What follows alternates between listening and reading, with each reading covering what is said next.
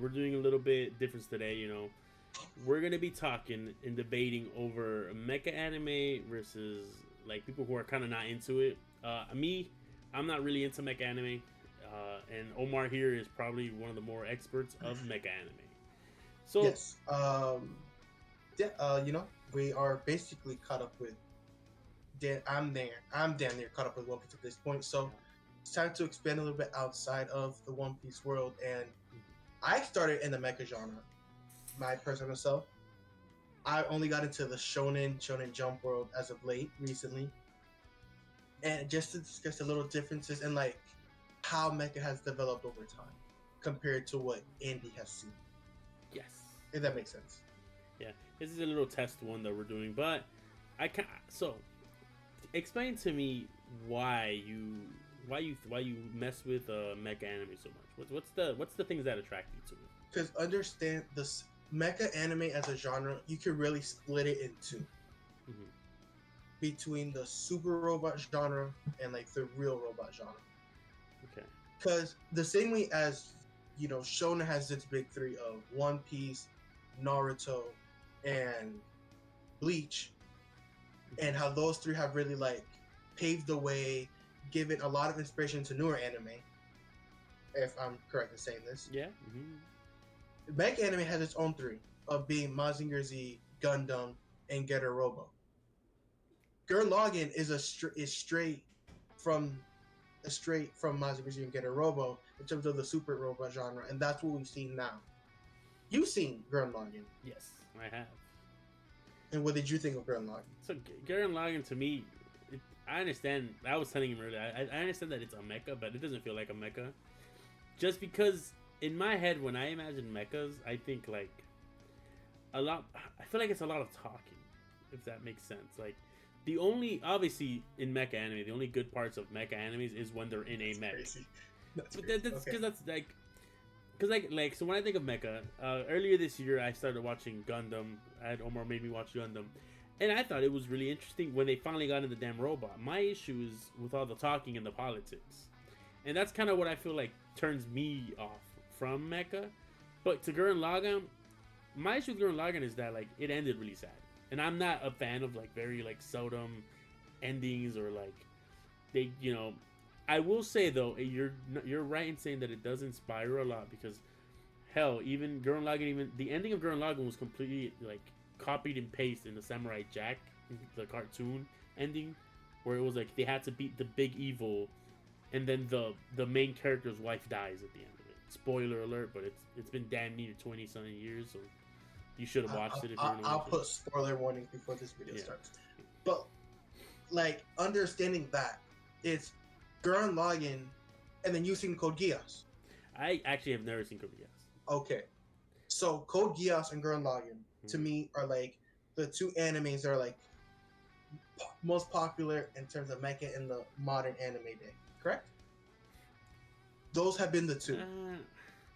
I debate that Neon Genesis is probably Neon still, Genesis. Those are the three. yeah, Those are the three. yeah. Neon Genesis. Yeah, Neon Genesis is still one of the top ones that even now people are still very into. Yes, Neon Genesis for me has been those three. Neon Genesis is very, very weird. A lot of different endings, a lot of different medias that go into Neon Genesis Evangelion. So I'll leave that alone for now. Okay. But Gurren Lagann and Code Geass are very two distinctive animes to where Gurren Lagann follows the super robot, the if you scream it loud enough from the bottom of your chest, from your stomach, your attacks become stronger, and you saw that, believe in the me that believes in you that we've seen. That's what Super Robot Wars. That's what the Super Robot. That's what you probably more into, more so where Gundam belongs into the more the real robot, the military-esque. Yeah, that's more humanized, more human in relationships. And that's where Gundam falls in. Okay. I love Gundam. Yes. He watched Gundam Seed Destiny, and Seed Freedom. Yes. The only reason he agreed to watch it because Seed Freedom was on its way out at the time. That is not the first Gundam anime I wanted him to watch. It was the only one he would agree to. Yeah, I mean the coolest part was the gold one, but after that, I forget. Everything else is kind of forgettable. Crazy. Okay. That's But crazy. also, like, my also the thing is, like I was saying with mega animes, it's like, it's just why does it for me? It's why does it take so long to get like it's kind of like you say where it's they. You were saying like mecha takes a lot from other things, but I always feel like during Logon also, I feel like they get inspired. Yes, maybe from what did you super what? What was when you said that? So the first like main three that became really popular in the mecha genre have been Mazinger Z, Getter Robo, and Gundam. Okay, I've actually never heard of any of those in 100%, but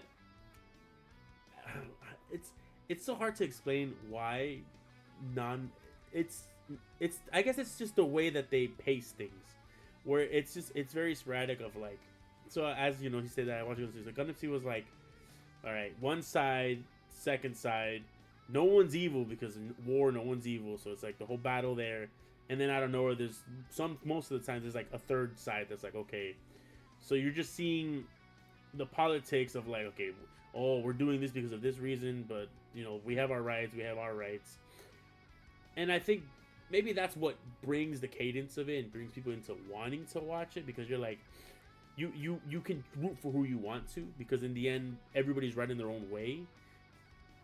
But it's, for me, it gets convoluted in the sense of it, like it starts getting to the point where it's like, okay, what like 5 seconds, as an example of Gundam Seed, it's like, okay, this whole character, right, is a girl that wants revenge on the main character for destroying, I think it was like the homeland, and her father died, right? And then she's like a bad person for like the whole first part, and then she dies, and then it's like, oh, and then as she's dying, the main character sees like her astral ghost and is like, for some reason now he gets the power up of like, and there was no redeeming qualities in that, of that side character being killed. I was just supposed to be like, oh, okay, well, you're right, she's good now. There was nothing that made me want to be like, oh, okay, like I didn't see the character develop in that sense. To be fair, 2 points. Okay.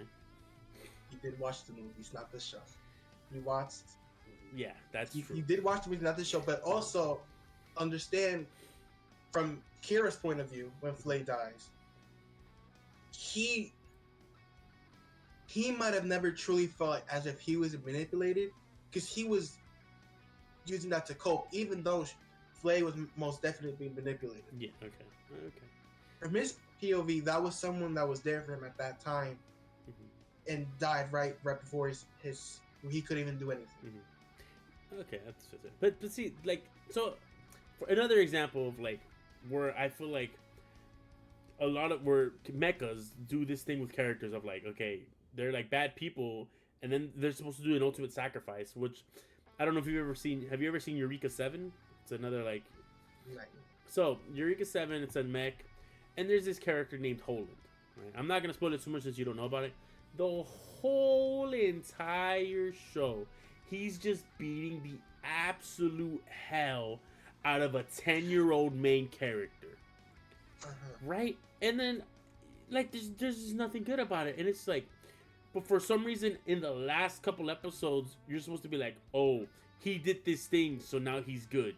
Like, now I should be 180'd and be like, oh, man, he had his redeeming moment. And so I don't know, maybe it's obviously not just in Gundam. It's like, at least as the two that I've noticed, it always brings like, okay, bad person, and then we're gonna do one last little twist that actually, oh, he's gonna do an ultimate sacrifice, or he's gonna do something good where that moment's gonna redeem him, instead of it being like a building block of like, okay, let's develop that this guy's a bad, like Dragon Ball Z, for example. It might not be the best one, but like Vegeta was a scumbag bad guy, and then in the whole first arc of Dragon Ball Z, then we go into Planet Namek, and he's still a scumbag bad guy until the end, where it's like, okay, hey, the reason why he's like is because his whole planet was eradicated, and he shows his true colors, but he still has that consistency of, okay, he's still Vegeta. In Cell Saga, he's still Vegeta, wanting to be the best, And so the epitome of Dragon Ball Z in the Buu saga, where he's like, okay, I will admit it,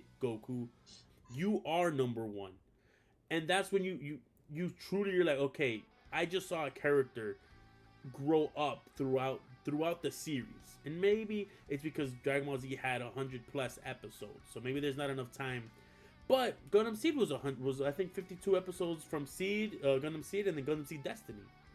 So yes. I would like that type of progression instead of a linear to like automatic, maybe not out of nowhere, but it's just such an automatic turn of like, now you have to like it because they did this. See, but remember, when I told you this, Seed Destiny production was a shit show. Okay. For multiple reasons, and that's why I didn't want Seed on its own is a good show. Okay. Seed Destiny had a lot of issues. Mm-hmm. But I wanted you to see Seed Freedom, so you had but but with that being said, if you could get past the bad animation, the original Universal Century timeline, if you're going to watch Gundam, is probably the best way to go, because you see the progression of these characters. Yeah. Throughout the shows. Yes, I agree with you. Where it's like, if that's what you want in Gundam terms, that's where you'll get it from.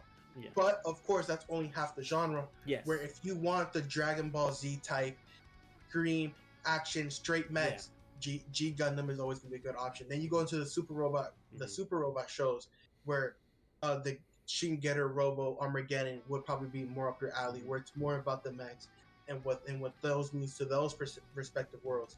That might be more alley, where you'll get more Gurren Lagann-esque type shows.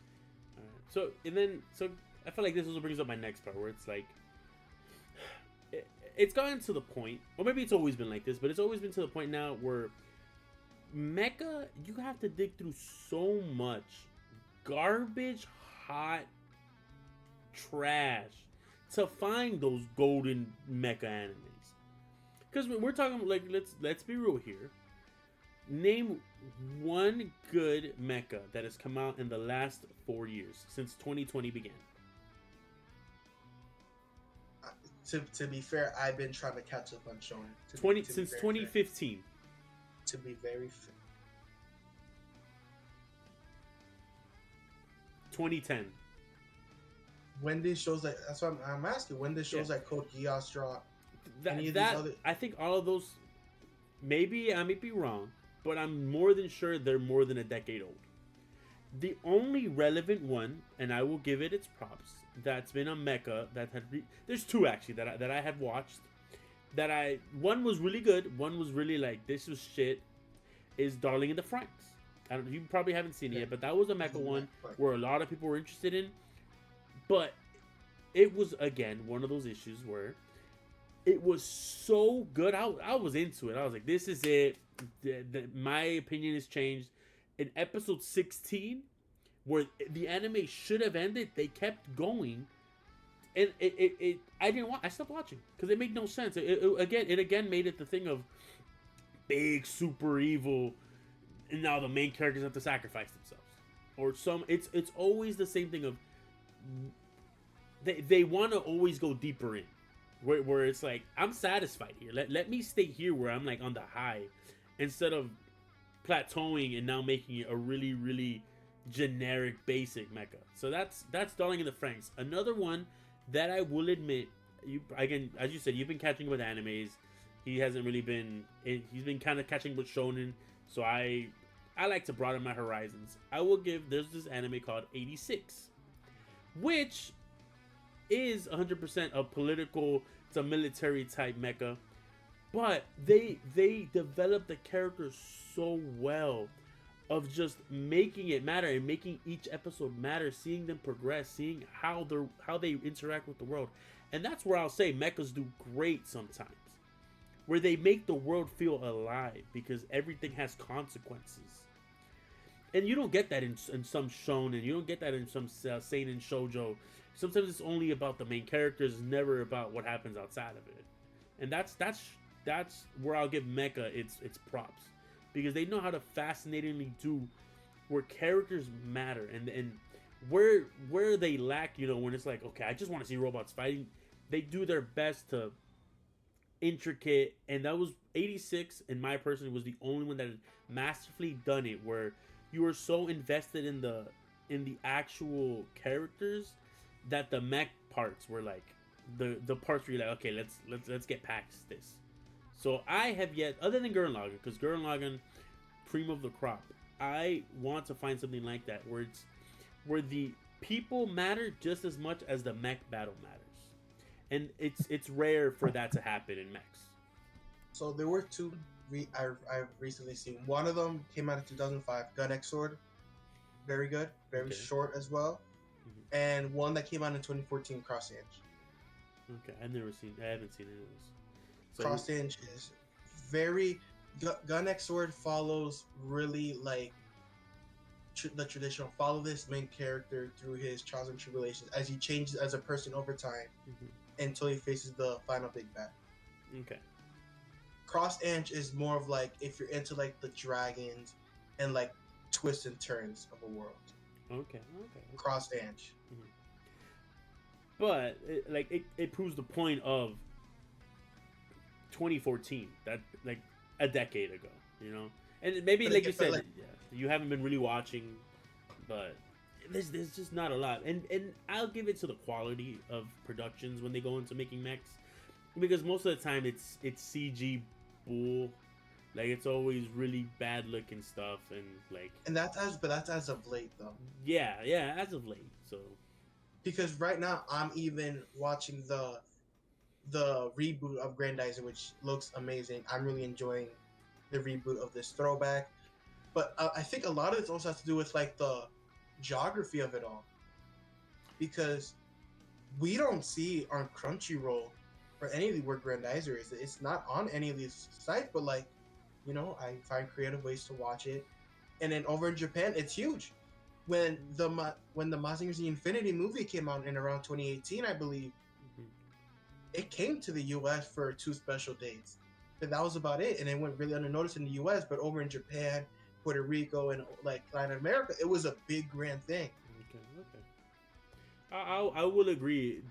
Like mechas really don't get picked up by Western audience as much as Shonen does. So that's true. I guess. And it's like they also like we like the mecha genre has the Super About Wars line where you have a mix of all these animes put together that is now finally like reaching Western audiences, that it's on Steam, finally officially English translated. But these games have been around for a very long time and very popular. There's a reason they finally got translated. Okay, all right, that's fair. Okay, so then if someone were like this, if someone were to, I guess, give Gundam a shot, what would be your number one suggestion to get into it? If animation matters, go watch Gundam 00. Okay. What about let's say for story? If you're in it for the long haul, because Gundam 00 has its story, it's a great story, great animation, something like. But if you're in it for the long haul, you want to see what Gundam truly is. You don't mind the bad animation to start the series. Start with the original Gundam. Get through just watch the 3 trilogy movies, and it's fine to get to the first 50. Watch Zeta. Get through Double Zeta, Shark's Contact, and Unicorn. If you're able to get to Unicorn, you won't be disappointed. Okay. But the problem with the main UC timeline is if you skip around, you're going to be lost. Okay, that's it. Okay, that's fair. But I also thought Gundam, you could it's not a continuity thing. I thought you could kind of like. There are several timelines. The UC has its richest timeline, but again, it's like starting Naruto Shippuden instead of OG Naruto. You're gonna look like, who the hell is Akatsuki? Who the hell is Itachi? Okay, I guess that makes sense, but. Gundam 00 you can watch on its own. G Gundam, which is more of like a super robot show, you can watch on its own. Very good. Seed Destiny's not that great, but original Seed is good. But you have your options. Okay, yeah. I just real quick, just because I remember the Nesco is a battleship warship show, is really good. But yeah. Okay, so Okay, so just one last quip. I can recommend some too after this. So another thing, but this has nothing to do with mechas. I don't remember if it was Seed or in Destiny, where the main villain, bro. The dogs are barking because they know how upset I was when I was watching that damn main villain of the entire series get shot by some no-named employee. Oh, bro. You Again, watched the movie. I watched the movies. The movies should not be that different, dude. Maybe You cut around. This is what you get. You get cut bro, around. maybe, bro. All I'm saying is, if in the anime it was like that, All I'm saying is, you made me watch the original One Piece, right? yeah, Through Sky Island. You didn't let me see the movie of Sky Island, right? You made me watch the original, correct? I offered. You said you that you didn't want to. You made me watch the original, and there have to be reasons behind it. All I'm saying is, you've enjoyed it. You have a whole damn series about it. Absolutely right, but hey, you didn't want to watch the original Bro, 50 episodes because you procrastinated on it. There was so many things, dude. It was good though, but there's so many characters and so many things, and for this guy's bad, but now he's all. Dude, that's not here or there. Crazy, bro. That's a crazy statement. That's a crazy complaint coming. Only one that mattered was the guy that freaking sacrificed. But then guess what? He's not sacrificed. He's alive, and now he's in a cool ass mech. That's the only one that was like, yo, this guy's lit. Other than that, Gundam, not for me. I gave it a half try. I won't say a full try, but it's just not my cup of tea. But I will recommend if you do want to watch a mecha that really doesn't feel like a mecha, I say you start off with Gurren Lagann. I think that's only what, like 20-ish episodes. I recommend Gurren Lagann. I do recommend Eureka 7. That was another one that I enjoyed. That's around like 52 episodes.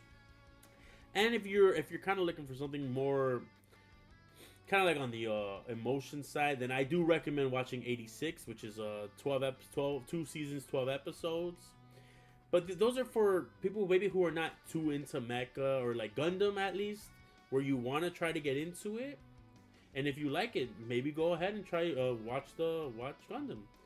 But that's gonna probably be it, unless you have any final words to defend your mechas. No, mecha music is amazing, and Andy's journey through the Universal Century coming soon. See you guys next time. Never. All right, peace.